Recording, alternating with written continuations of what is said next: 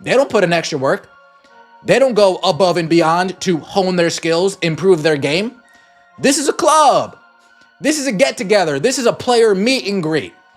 This is a hangout, and the WNBA is just where they choose to hang out. And the NBA and the owners within the league, they're funding this hangout. Everyone thinks the WNBA is in a golden era of growth, but what I'm about to reveal proves their entire foundation is crumbling from within. They aren't just facing a competitor. They are facing a revolution started by their own players, and a massive offer to their biggest star, Caitlin Clark, is about to expose the whole charade. In the next few minutes, you'll learn something about the WNBA's finances that the league desperately hopes you never find out. The panic ripping through the WNBA front offices is palpable, and it's not because of the usual talking points about ratings or attendance. Can you feel it? Can you feel the panic reverberating throughout the WNBA dump? WNBA players think they have leverage. Key word, think. Now, in their defense, they do have leverage in the short term. You've been told a story of progress and growth. But what if that story was a carefully crafted illusion? What if the players themselves are tired of pretending? I'm going to reveal 3 key secrets. The staggering amount Unrivaled is paying for just 8 weeks of work. The real reason WNBA players wore those "pay us what you owe us" shirts, and the one strategic move Unrivaled could make that would leave the WNBA in pieces. This isn't just about money. It's about respect. And the WNBA is failing on every front.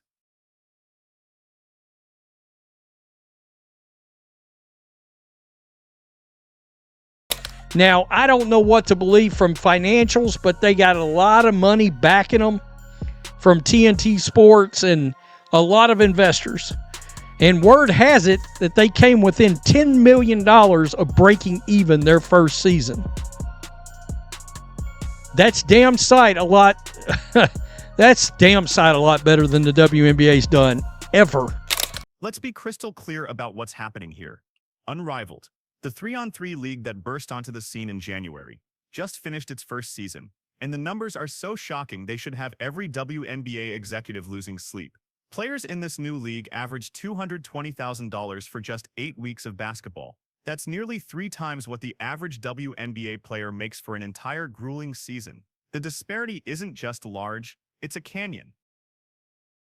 Unrivaled will forever change the WNBA. For sure. And the way that they do business, the way that they treat their players, any agreement going forward. Unrivaled did things that were unprecedented. And I think it showed players their value, and players in that upcoming CBA are going to ask for everything. And I think that they're going to have to make something work if they want to see the product on TV, right? Meanwhile, Caitlin Clark, the woman single-handedly credited with reviving mainstream interest in the sport, is making a reported $78,660 in her second year with the Indiana Fever. The math is so baffling it feels like a typo. This should have been impossible, a league paying 3 times more in its first year than a 28-year-old institution. And that was just the beginning of the WNBA's nightmare.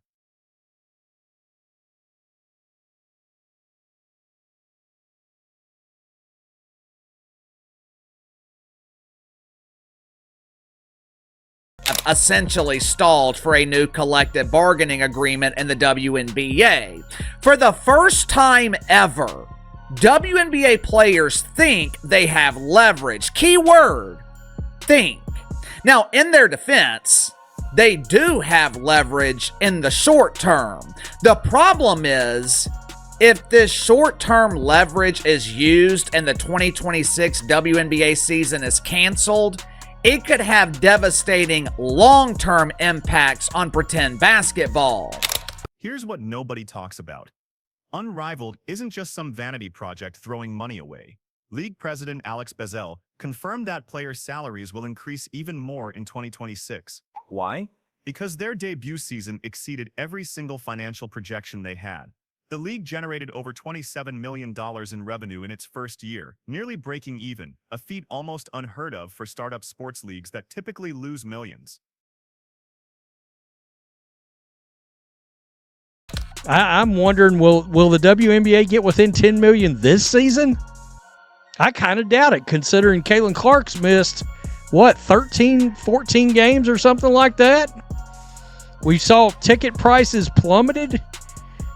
We know the ratings have gone down in games that she's not involved with, which has drove the ratings down across the league. So I don't know. The desperation from the WNBA players couldn't be more obvious or more justified. During the 2025 All-Star Game, in a move that sent shockwaves through the sport, every single player walked onto the court wearing black t-shirts that read, "Pay us what you owe us." It was a coordinated protest, a public declaration of war against a league they feel has been exploiting them for years. Viewers were left wondering what exactly they were owed.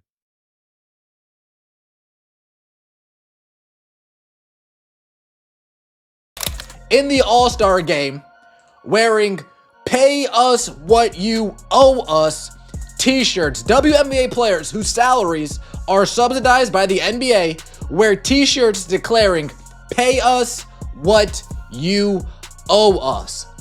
They must have thought this was a great idea. Oh, folks, we're really going to stick it to the owners. We are really going to stick it to the league. We're going to walk out in solidarity with a t-shirt that says "Pay us what you owe us," and then they'll have no choice but to pay us what they owe us. Now, my question is, what exactly? Now, here is the answer that changes everything. They are demanding salary caps of $45 million per team and individual salaries up to $1 million. But here's the kicker: they're making these demands from a league that reportedly just lost $40 million in its most successful year on record. This is the moment I realized the WNBA is in an impossible position. They can't afford to pay, but they also can't afford not to.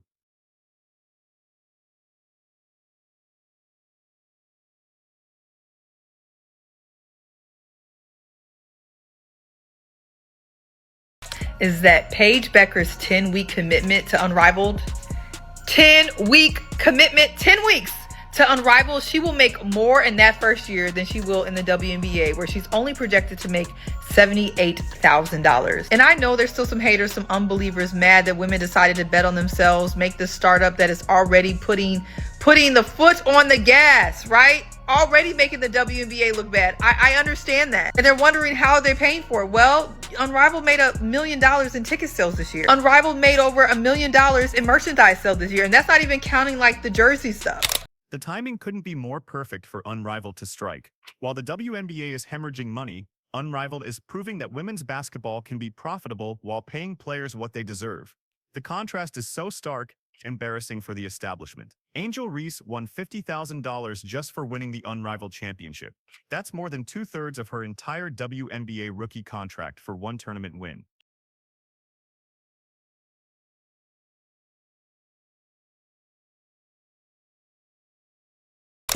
Alex Brazell, the co-founder of the 3-on-3 Women's Basketball League composed of exclusively WNBA players, told Front Office Sports that the league has signed nearly 90% of its player pool for the 2026 season. Quote, "We have a few spots left open to fill, and then we're pretty much ready to go." And the evidence was hiding in plain sight with other stars. Paige Bueckers is set to make around $350,000 in her first year with Unrivaled. That is more than her entire 4-year WNBA rookie deal, for a commitment of just 10 weeks. For 10 weeks of work, she will earn more than 4 years in the WNBA. This is where it gets truly disturbing for the WNBA's future.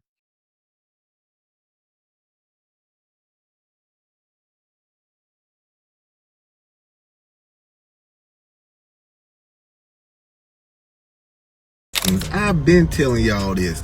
The league doesn't like Unrivaled. I'm tired of going back and forth with people that's no business would want you to work for them and then basically replicate their business and try to make it better and all that type of stuff. No business does that. So it baffles my mind how a lot of y'all sit back and think, oh, the WNBA loves Unrivaled. No, they don't. Now, imagine this scenario, the one that keeps Commissioner Kathy Engelbert up at night. Caitlin Clark signs with Unrivaled for their 2026 season. Suddenly, the upstart league possesses the most marketable, most powerful revenue generator in the history of women's basketball. She fills arenas, crashes streaming platforms, and brings a legion of new fans. But what if it doesn't stop there? It continues to show that this league is where people want to be because they treat them right. They're providing the resources for them. They're promoting them the way they should be promoted. And that's what women's basketball players deserve. That's what women deserve. A lot of you may be wondering, well, why can Unrivaled do it and why can't the WNBA do it? The WNBA can do it, but you need to understand can and will and choose to are all different things. What if Unrivaled evolves? They've already hinted at it. League executives have mentioned potential moves to larger arenas. And most critically, format changes for future seasons. Picture this, Unrivaled 2027, a full 5-on-5 league featuring Caitlin Clark, Angel Reese, Paige Buchers, and every other star tired of being undervalued. They're playing in NBA arenas, broadcast on TNT, and paying salaries that reflect their true worth.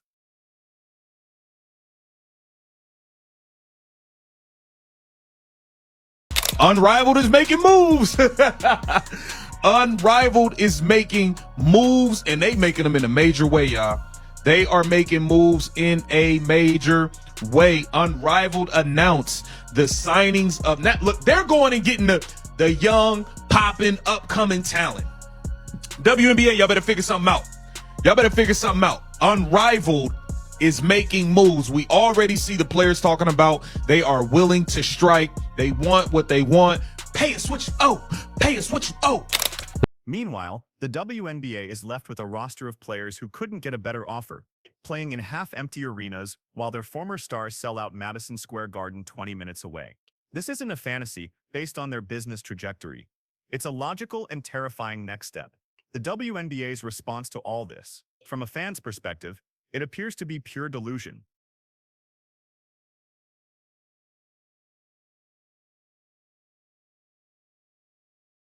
Now, the WNBA has allowed players to play in off-season leagues for however long because they know that they are not paying them high enough salaries.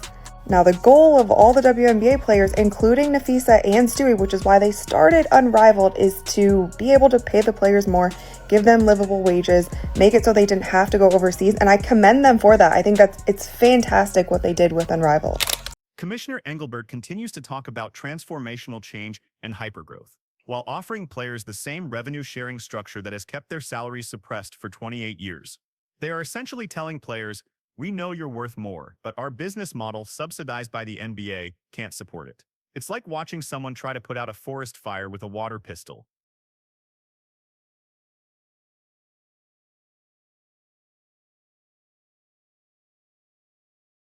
WNBA is still under this major umbrella of the NBA, and a lot of that affects the way they do things. As long as the WNBA is in this 360 deal with the NBA, you're not going to see them promoting their players, paying their players, all the things that Unrivaled is able to do because they don't have that middleman. The most questionable part of this entire situation is how the WNBA handled its greatest asset. The league had every opportunity to protect and elevate Caitlin Clark. Instead, a narrative formed among viewers that the league stood by as she became a target for on-court aggression and verbal jabs from veterans. It's a puzzling strategy, to say the least, to allow your biggest draw to be diminished. And here's the unexpected twist that nobody saw coming. Unrivaled wasn't founded by some outside corporate raider. It was co-founded by Nafisa Collier and Brianna Stewart, two of the WNBA's own veteran superstars. They didn't wait for permission or beg for scraps. They got tired of the excuses, went out, raised capital, secured a $100 million media rights deal with TNT, and built the league they always wanted. This is a revolution from within. They're not just offering money, they're offering a fundamentally better experience. Reports mention luxury apartments, personal chefs, childcare services, and professional recovery facilities. They understand that treating athletes like professionals is about more than a paycheck. The WNBA's idea of a perk was finally agreeing to charter flights after years of public pressure. The comparison is damning.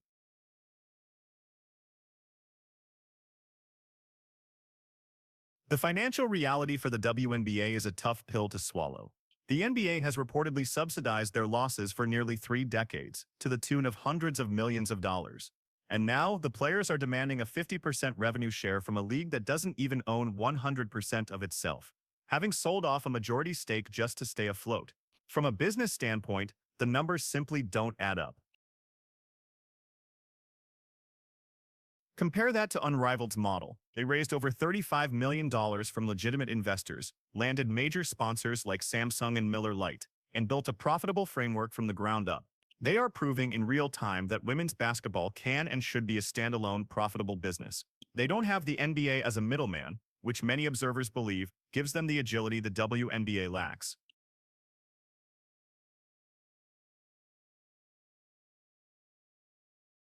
The clock is ticking.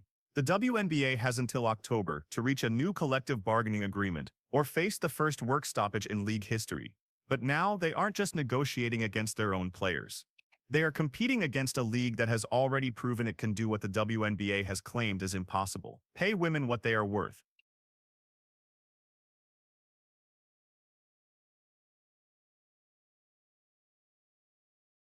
So when Unrivaled inevitably tables a massive multi-million-dollar offer for Caitlin Clark, what is her real incentive to stay loyal? The WNBA she experienced was one where her popularity was treated by some as a problem, not a gift. Viewers watched as their biggest star was put in a controversial position, and the league's response was seen by many as insufficient. The revolution isn't coming.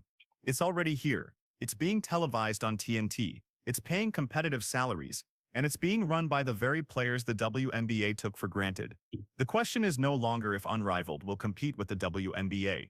The real question is whether the WNBA in its current form will even survive the next 5 years once its biggest stars realize they finally have a choice.